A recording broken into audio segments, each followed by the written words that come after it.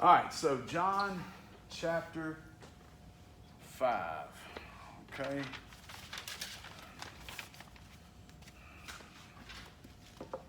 John chapter 5.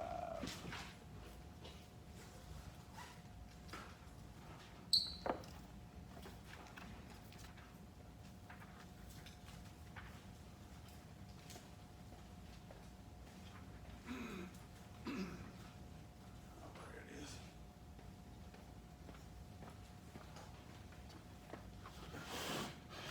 All right.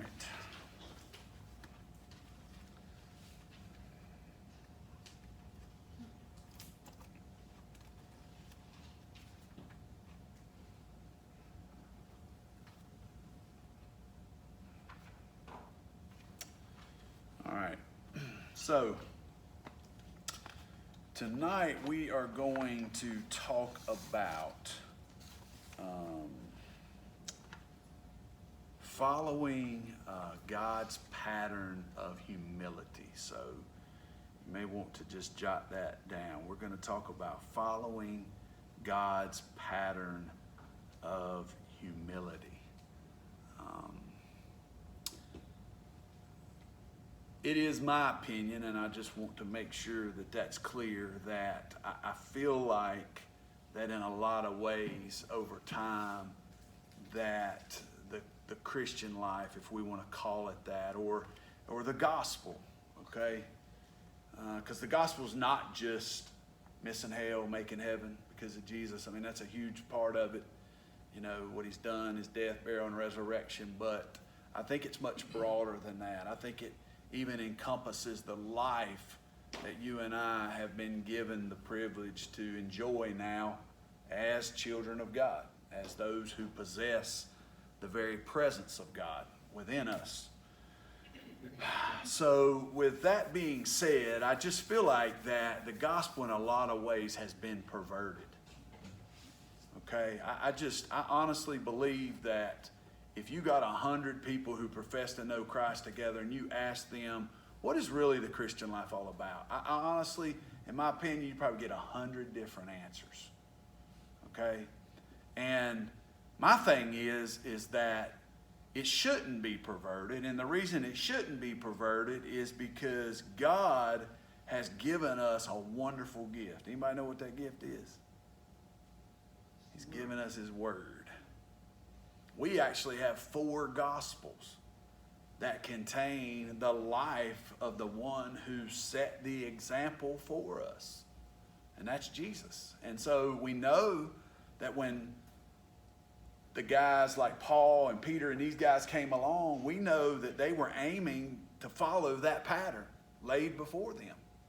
How do I know that? Well, verses like 1 Corinthians chapter 11, verse 1. You can write that one down, where Paul says, be imitators of me as I imitate Christ.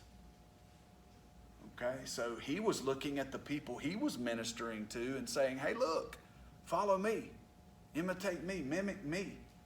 Because what I'm doing is I'm modeling my life after the model or the pattern, the standard that was set forth by God Himself in the Word, and even became even more clear when Jesus showed up and showed us an exact representation of our Father. Okay?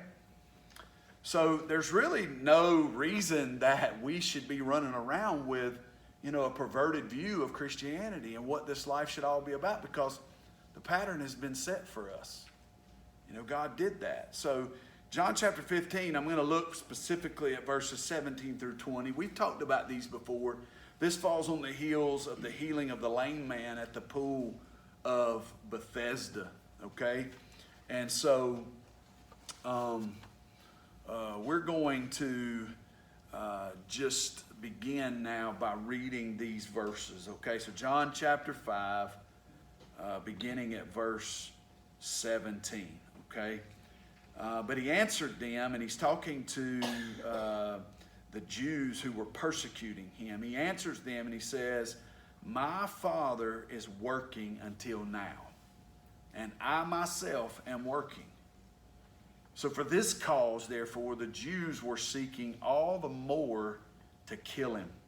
Why?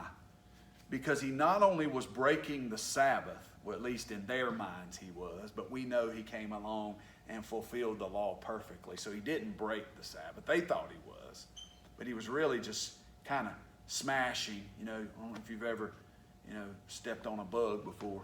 You don't just usually do that. You usually got to twist it a little bit and rub it in the dirt. So he's kind of doing that really not with the law, but he's doing that with their traditions, because he knows that they've set these traditions up and now they're equating their traditions with God's commandments. And that's where they're messing up. Okay, so that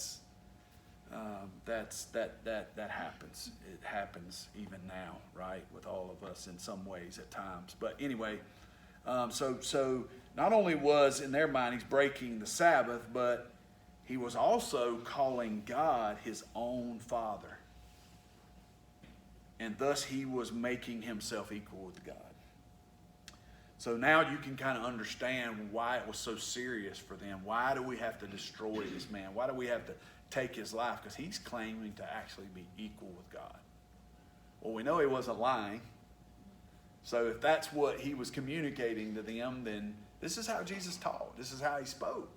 So this is not just some ordinary Joe here that we're dealing with.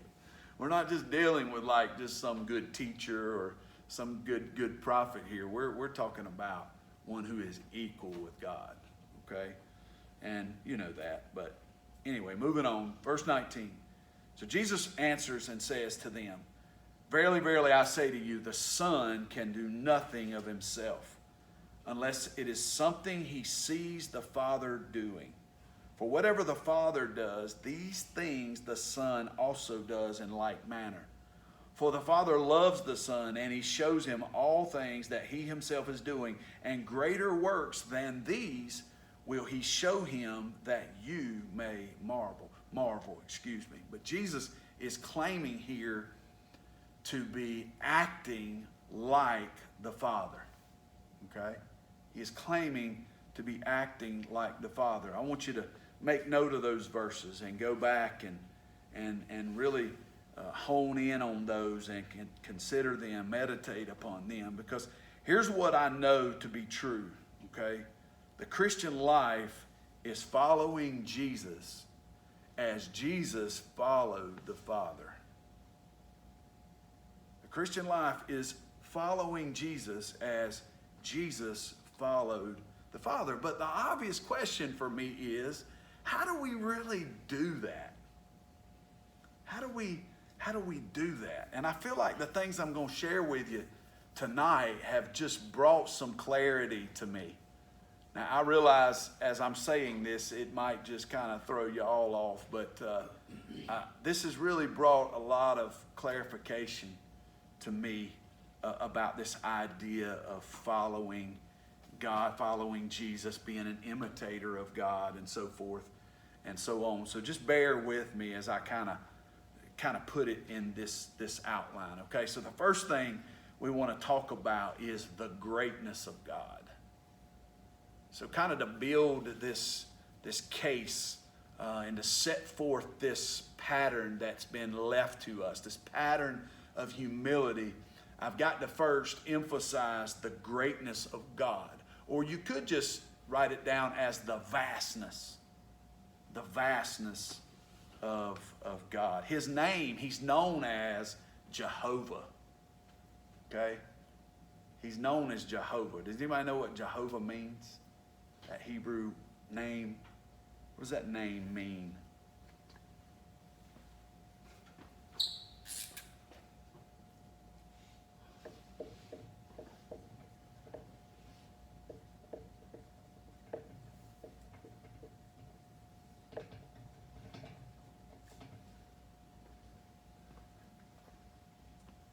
The name means self-existent, the self-existent one, the self-sufficient one, the eternal one. That's the name Jehovah. Look with me for a moment at Isaiah 57:15. So Isaiah 57:15.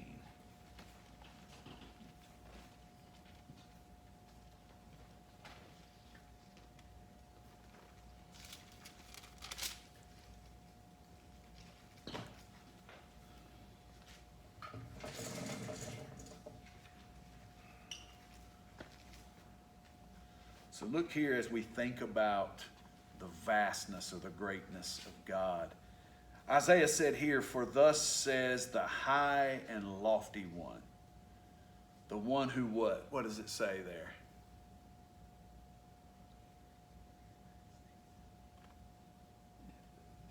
What is that?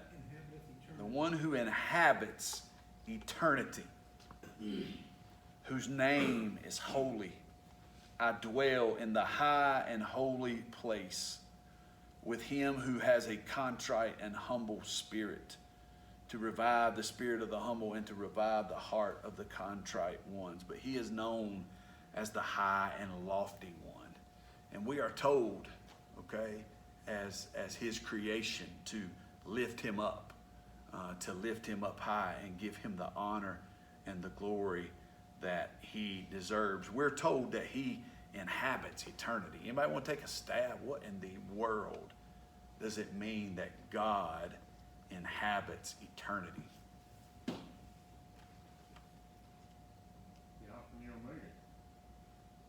Okay, what do you mean? Was here before and will be here long after. Yeah. He existed before the universe existed.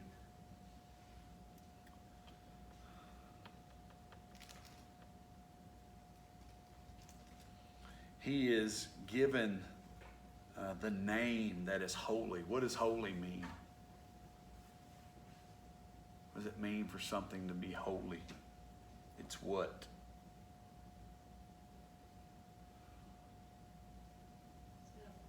Set apart, right? So he is high and he is lifted up, the greatness of God. He is the one who inhabits eternity.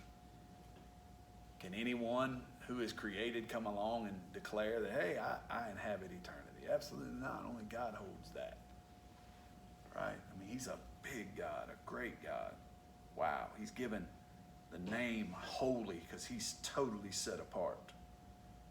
And he dwells, the Bible says, in the high and holy place.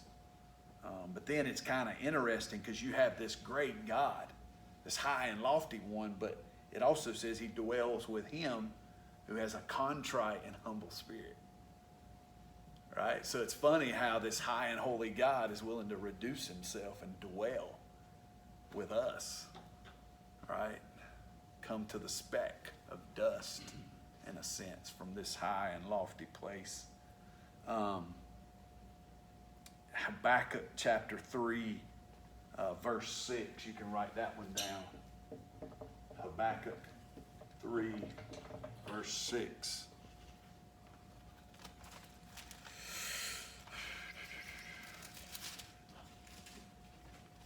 This is an interesting one. Speaking of God, it says he stood and he measured the earth. He looked and startled the nations, and the everlasting mountains were scattered. The perpetual hills bowed. And notice this last little phrase here. His ways are everlasting. His ways are everlasting. It almost kind of conveys the idea that the ways of God, it's like you can't ever see the end of it. I don't know that we'll ever see the end of it. I mean, his ways are everlasting. So you look at some of these verses, and him, just the verses that speak of him as the creator, and him as the sustainer, and him as the one who holds it all together. These things, as we read the Bible, one of the things we discover is what? How great he is. And there's a song, I don't know when it was written, but it's pretty contemporary, but the song is, how great is our God?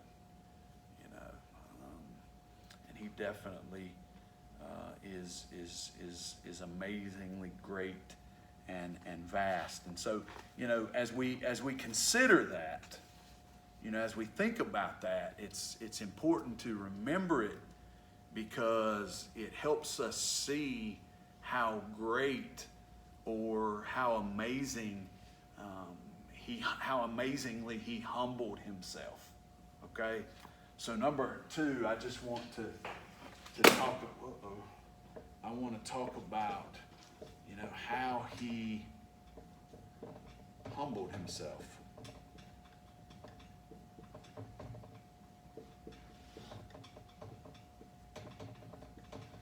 And you can write this down with it. It's like, from this high and lofty place, from the one who inhabits eternity, right?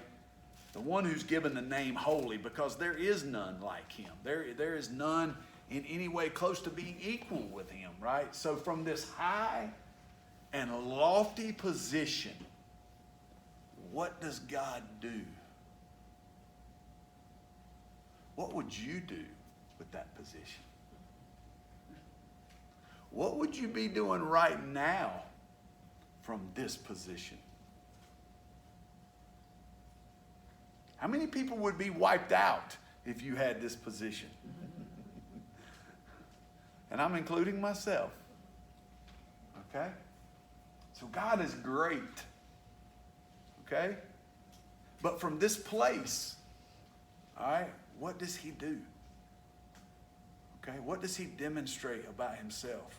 How does he humble himself? Well, I'm gonna, I guess, try to squeeze this in over here on this side right here. But let's look at that.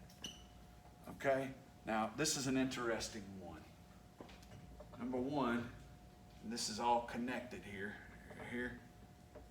He went to heaven. So from this high place, here's what I want to show you. This is a good way to put it. This is how he went down. So from his high place, he doesn't just stay there and lord it over everybody like he could. He reduces himself. And so what we're going to look at for a moment is how he did reduce himself. So he went to heaven. What in the world does that mean? How does he reduce himself by going to heaven? Think about it. Genesis 1:1. What does that verse say? What did he do in the beginning? Created. Oh, so the heavens weren't there. Wow. There were no heavens. There were no earth in the beginning. God created that. And so when God entered into heaven, what was he doing? He was really reducing himself. He was coming down. Okay? So that's one way that we see it, right? He's too big to see from this place, right? We know God is spirit. Okay? So you don't see it. I mean, that kind of brings to life the importance of God created man in his own image. There was something there to show the world what God was like. That's the way God intended it to be. He created man to ultimately display his, because God is spirit. He's not seen. You know, so it's kind of like, hey, somebody shows up, wants to see God. It's like, well, go look at them, you know. Go look at Adam, go look at Eve. And then, of course, sin came in and royally messed it all up. But one of the ways we see that he reduced himself was he went into heaven. He also, number two, he came to earth.